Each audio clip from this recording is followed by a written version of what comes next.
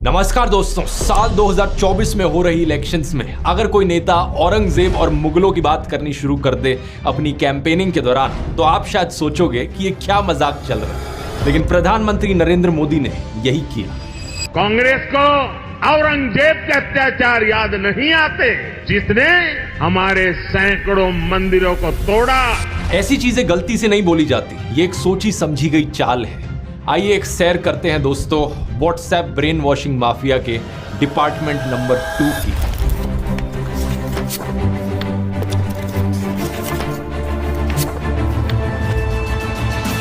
Video शुरू करने से पहले आपके लिए खुशखबरी है दोस्तों, आप में से बहुत सारे लोगों ने पुराने वाले कई वीडियोस में इच्छा जाहिर करी थी कि आप लॉ ऑफ अट्रैक्शन के बारे में जानना चाहते हैं कि क्या यूनिवर्स की पावर को हार्नेस किया जा सकता है अपने सपनों को पूरा करने के लिए। अब आपके सामने पेश है ध्रुव राठी एकेडमी की पहली ई book the power of universe.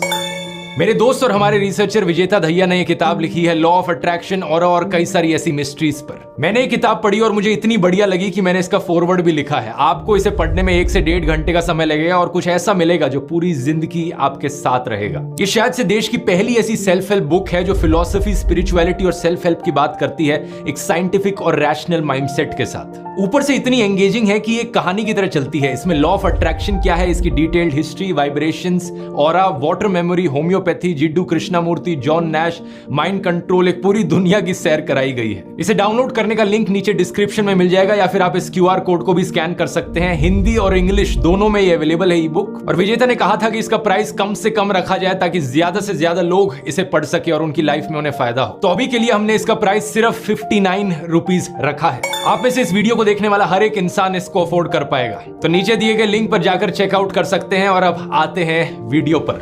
YouTuber Ranveer Allahabadi अपने पॉडकास्ट पर एक गेस्ट का इंटरव्यू कर रहे थे और एक सवाल उन्होंने अपने गेस्ट से पूछा कि किन 3 इंडियंस को देश छोड़कर चले जाना चाहिए और कभी वापस नहीं आना चाहिए। 3 Indians that should leave India and never return are।